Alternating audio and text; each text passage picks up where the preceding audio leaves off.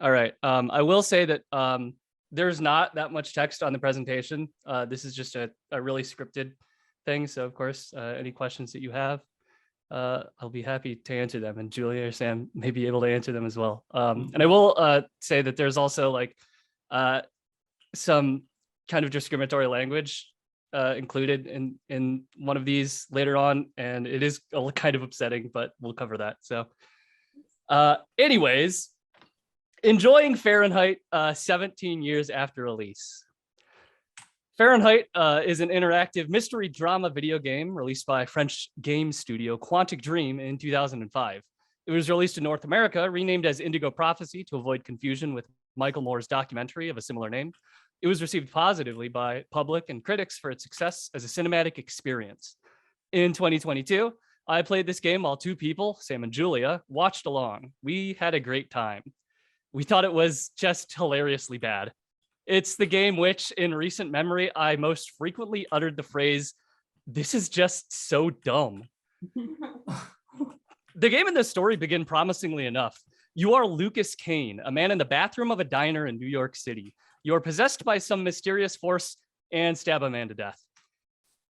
He returns to his senses, covered in blood and on top of his murder victim.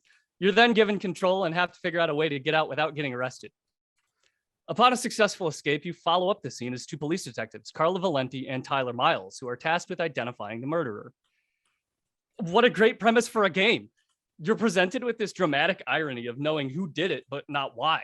You're both incentivized to cover up this murder as Lucas Kane, but doing so makes it more difficult to accomplish your task as Carla and Tyler. A story with characters you like and want to succeed, but directly opposing motivations makes for really good tension. And to be in control of that success is a unique advantage a video game has over other mediums. If the rest of the story played out normally, I can see myself genuinely enjoying this, but it's not long before more questions are raised and everyone just starts laughing. There are enough strange oddities that arise in both small details and major plot points that make it hard to take seriously. I mean, let's take a quick look at the voice actors for some characters. Lucas Kane, the main character, he has a pretty decent performance by David Gassman. Tyler, the cool and smooth black character that we liked, has a pretty good performance by David Gassman. Oh no. The irascible police chief has a few scenes, including one where he's yelling at Carla and Tyler for their incompetence. He's voiced by David Gassman. And for a bonus, the quirky, eccentric Chinese man is not voiced by David Gassman, but is voiced by Paul Bandy. Once we knew about these voice actor mismatches, it was hard not to feel weird whenever any of them showed up on screen. Voice actors aside, Lucas's fridge only has milk in it. Lucas's coworker spills coffee on his desk and never cleans it up. This was so upsetting. Later that day at work, Lucas is running, jumping, and flipping away from a hallucination of bugs. The bugs are never explained. Fahrenheit raises many questions that are never explained. Given that Fahrenheit is a story-heavy mystery, I'll unfortunately be spoiling some of the game's reveals, but I believe it can still be enjoyed even after knowing the information I'm going to share. I mean, honestly, even after the game is finished explaining things, I would argue it still doesn't make sense at all, which is a massive problem. To me, a mystery lives and dies on its resolution of the mystery. Maybe I'm more of a destination person than a journey person, but my overall impression of a mystery will mostly be defined by how that mystery is solved. If the answer to your central question only raises more questions that don't get answered, I'm sorry, but you haven't made a very satisfying experience, regardless of how immersive or cinematic your game is. In Fahrenheit, the mystery is explained in two major exposition dumps. The first happens when Lucas conveniently hears a news story about a professor familiar with the exact phenomenon he's been experiencing. He meets him in a museum who tells him about an ancient Mayan sacrificial rite continued to this day. No. Lucas is a proxy compelled to enact these sacrifices. He then leaves the museum and is ambushed by two unmanned cars in the parking garage. He flips away from them as they crash into each other and explode. The second exposition dump comes after a big time skip in the final hour of the game. The nebulous antagonists have started freezing the entire world somehow. As a quick aside, funnily enough, each scene opens with a date and the temperature. In the original game's release, Fahrenheit, scenes open with the temperature measured in Celsius. It was from a French game studio, but the North American version, Indigo Prophecy, has the temperatures measured in Fahrenheit. Nice.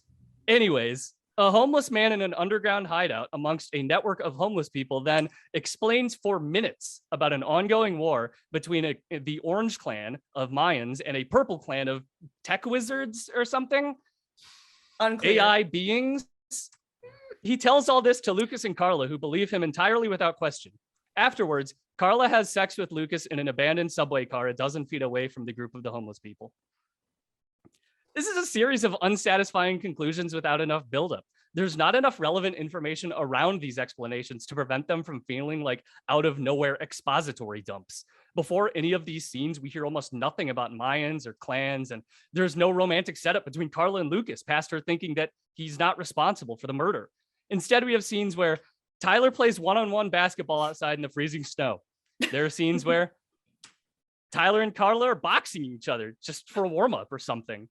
All the climactic moments are goofy superhero fights with non-human entities. It feels like the Mayans, the homeless people, the tech clan, and Carla are simply means of wrapping up this story and are not things that make sense on their own. And all of that just comes down to bad writing and characterization. This is a game written and directed by David Cage. This is his Wikipedia picture, and this is his 3D rendering as a tutorial guide in Fahrenheit. Cage has been the president of Quantic Dreams, as well as the writer and director for all their big cinematic games. All of them have been storytelling train wrecks, some with massive plot holes that never get explained, and some with just insane tone-deaf scenes and themes. With each of these, Cage seems so proud of himself for presenting real and dramatic stories, with none of them being written well enough to feel like they have any real humans or emotions. Which is why Detroit's the best one, because it's about robots. Also, Citizen Cage was like in the game, like on the wall. Citizen Cage. I would say Elliot Page stars in it. Yeah, Beyond Two Souls, yeah. Okay. I wanted to make sure I was reading that right. Oh, and the other, I mean, Detroit is Mr. Jesse Williams. Yep. Mm-hmm. Yep. This is partly, I mean, this bad writing, it's because David Cage just has a really large ego, and he's also a piece of shit. Quantic Dreams has been alleged as a toxic workplace environment, and they currently have active court cases relating to these allegations. For brevity, I'm really condensing a lot of complex things here, but the company has fired multiple employees for disagreeing with management with identical letters of dismissal, just with changed names. Cage, a person who has allegedly said some incredibly discriminatory and awful things, didn't respond to these allegations very well.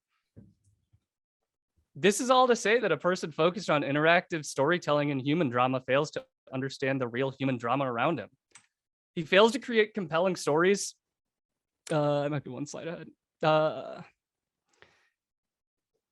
He fails to create compelling stories that don't all eventually fall apart in, depending on your perspective, a blaze of glory or a dumpster fire. It always feels like he's using people and cultures to explain away his poor writing and conveniently just make things work. Some people are still excited for new Quantic Dream productions with an upcoming game, Star Wars Eclipse, announced last December, but some are appropriately wary of what they might become. Regardless, if you haven't heard yet, bad things are good now.